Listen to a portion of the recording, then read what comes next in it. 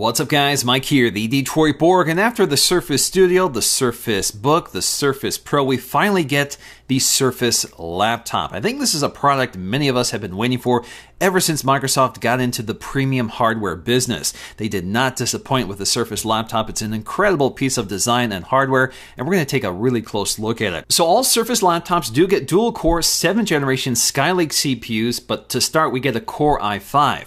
We also get 4 gigs of RAM in addition to 120 gigs of SSD NVMe storage. This also gets us Intel's HD 620 integrated GPU, but if you go for the Core i7, you get Intel's Iris Plus Graphics 640 GPU. Now personally, I recommend the $1299 model, which is what I have here. That gets you the Core i5, 256 gigs of SSD storage, and 8 gigs of RAM. Now that's important because this computer is not user upgradable, so I think you want to spend the extra money up front to make sure you have a computer that meets your needs for a long time. Now this computer is available in multiple colors, and I get to take a look at 2 of them today, the burgundy and the blue color. So we're going to take a look at them side by side. This laptop does feel very high-end. It's made out of machined aluminum, so it doesn't flex or creak under load. It has a very nice smooth anodized finish, so it feels a little smoother than the one you might find on the MacBook Pro. Getting to the accessories, we do have some paperwork with a quick start guide and regulatory and warranty information. Down below that, we have the accessory packet, which does include our power adapter and the power cord.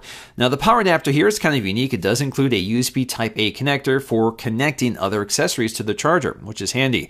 Of course, we also have that Surface connector, so this is magnetic and reversible. It does have an LED indicator that lets you know when the laptop is fully charged and can quickly come off when it's yanked so it doesn't snag your computer. One of the first things you'll run into here is that this is running Windows 10s, which basically means it's locked down to the Microsoft App Store, which means you can't install things like Chrome. But fortunately, you can upgrade to Windows 10 Pro free of charge, and it's really easy and quick to do so. But you want to make sure you do this before the end of the year, because after the year ends, it costs $50 to make the upgrade. So one of the most unusual design features of this laptop is the Alcantara fabric that's covering the keyboard deck. It's kind of a nice thing because this is where your hands rest on the computer. So instead of encountering cold metal, you have this very nice soft, warm material. Of course, this is a fabric and not the easiest material to keep clean, so it's going to take some time to see exactly how this weathers. One of the other design benefits of this keyboard is that we no longer need that gasket around the display, which means we have a true edge-to-edge glass panel, which is great, especially for a touchscreen, which means you don't run into any ridges when you're swiping across on the screen. Speaking of that display, it's covered edge-to-edge in Corning Gorilla Glass 3, and we have an aspect ratio of 3:2 instead of the wider 16:9 or 16:10, which is more common with laptops.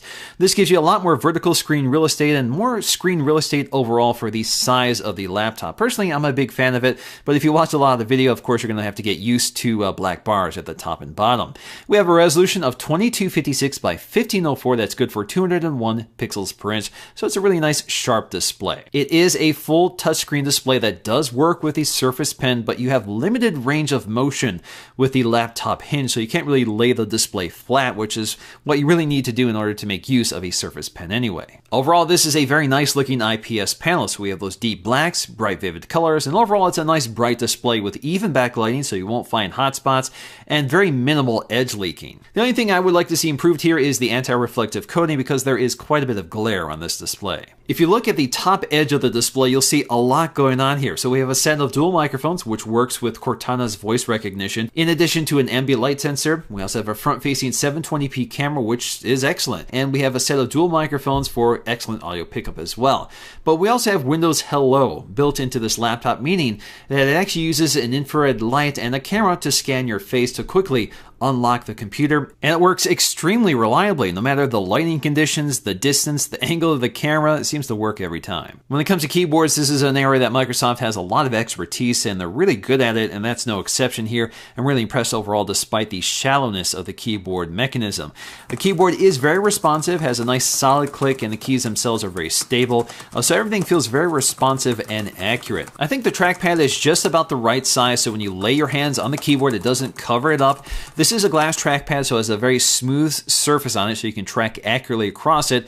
It's also a mechanical trackpad, so it does have a very audible and solid click, although I think it's a little too loud. It'd be nice if they dialed this back a bit. But if you like just a traditional trackpad, you're going to be pretty happy with this design. Another design trait that's kind of unusual for this computer is that you won't find any screws or fasteners along the bottom. It looks like just one piece of metal, so it's really impressive, but there's a problem with that.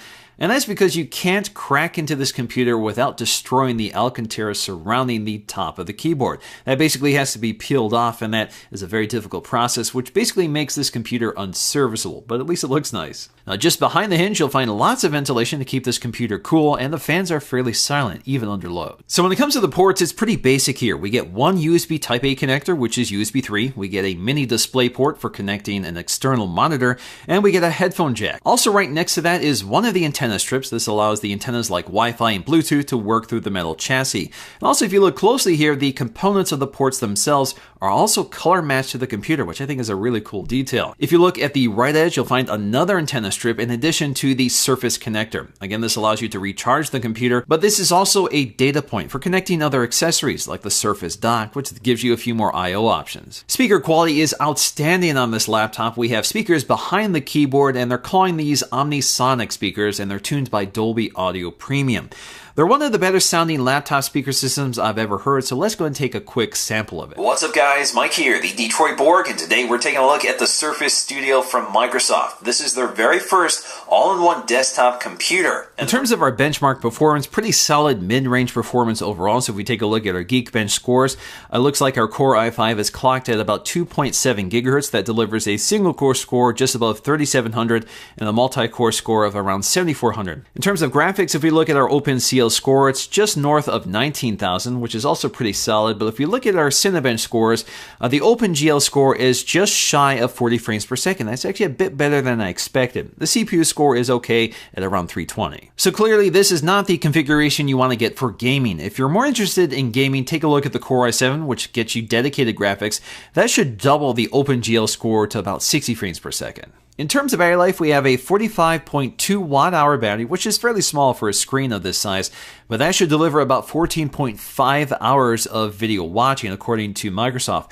But in my experience, I'm getting about 7 hours of general multi-purpose use. So in the end, this is a premium computer relative to its specs, but they spared no expense to get the details right. We have a fantastic keyboard, speaker system, trackpad, display, and overall design. There really is nothing else quite like it, so this makes it a really special Windows laptop and something I really enjoy using. It's the perfect weight, the perfect size, and has more than enough capabilities for day-to-day tasks and then some. Although I understand why Microsoft chose not to integrate USB-C or Thunderbolt 3, it would be nice just to future-proof this computer. But ultimately, I'm really glad that Microsoft finally got into the laptop business because it's something they're clearly really good at. Alright guys, hope you enjoyed this look at the new Microsoft Surface laptop. If you guys enjoyed this video, please give it a thumbs up to let me know, and I'll see you again in my next video.